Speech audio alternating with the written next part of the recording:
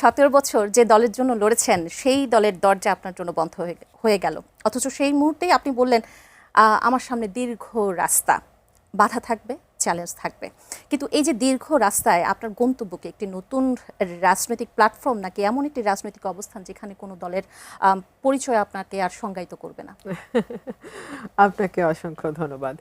আমার রাজনীতিবিদ হয়ে ওঠার একটা যাত্রা, এই যাত্রা শুরু হয়েছিল 2013 সাল থেকে এবং এই যাত্রা এখনো অব্যাহত আছে এবং আমার ধারণা আমৃত্যু এই যাত্রাটা আমার থাকবে।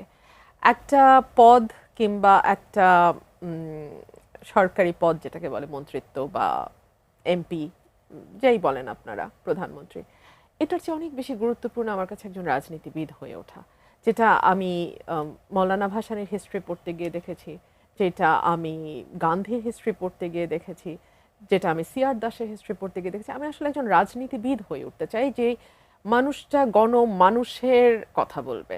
সো আমার কাছে মনে হচ্ছে যে এই যাত্রাটা কঠিন, নিঃসন্দেহে কঠিন, এবং অনেক বেশি বাধা বিঘ্ন মধ্যে দিয়ে যেতে হয়, কিন্তু তারপরেও যখন দিন শেষে খুব সাধারণ মানুষ, একেবারেই সাধারণ মানুষ, যিনি কোনো রাজনীতি করেন না, কোনো দল করেন না, কিংবা একজন বিশ্ববিদ্যালয়ের ছাত্র যিনি হয়তো সরাসরি রাজনীতির সঙ্গে একেবারেই যুক্ত না কিন্তু রাজনীতি সচেতন, তারা যখন আমার কাছে আসেন, তাদের ভালোবাসা ব্যক্ত করেন, আমার কাছে মনে হয় এক জনমে এটা অনেক বড় পাওয়া।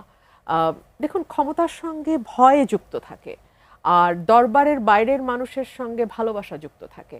সো আমার কাছে ভয়ের চেয়ে ভালোবাসা সবসময় গুরুত্বপূর্ণ মনে হয়েছে, এবং আমার কাছে মনে হয়েছে যে একবারই ভালোবাসাটা যদি কেউ পায়, তার পক্ষে আসলে ক্ষমতার জায়গায় যাওয়াটা এই ভালোবাসাকে উপেক্ষা করে কঠিন।